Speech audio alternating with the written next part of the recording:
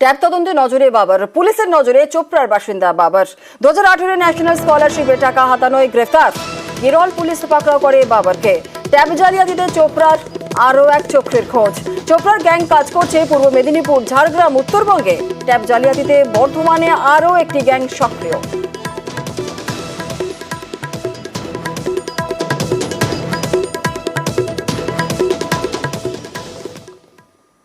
Tab জালিয়াতিতে গ্রেফতার আরো দুই। আর ট্যাব জালিয়াতিতে পুলিশের জালে আরো দুই। চোপড়া ইসলামপুর থেকে গ্রেফতার করা হয় দুজনকে। ট্যাব জালিয়াতিতে হাওড়া পুলিশের জালে জুলফিকার আলী। ট্যাব জালিয়াতিতে ধৃত জুলফিকার আলী ইসলামপুরেরই বাসিন্দা। ট্যাব জালিয়াতিতে ঝাড়গ্রাম পুলিশের হাতে গ্রেফতার করা হয় উমর ফারুককে।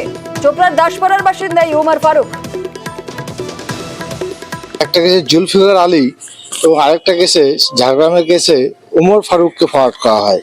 দুটো কেসে ট্রানজিট রিমান্ডের প্যার চাওয়া হয়। দুটো কেসেই 2 days করে ট্রানজিট রিমান্ডের প্যার অ্যালাউ করেছে। জুলফিকার আলী রয়েছে, এর অ্যাকাউন্টে টাকা ক্রেডিট হয়েছে এবং এই অ্যাকাউন্ট উইথড্র হয়েছে।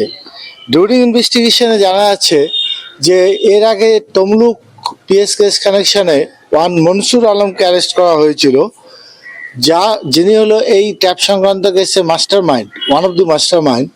তার সঙ্গে এর ওয়েল নন পারসন মনসুরের কথা অনুযায়ী জুলফিকার অ্যাকাউন্ট প্রোভাইড করেছে এবং সেই অ্যাকাউন্টে টাকা ক্রেডিট হয়েছে।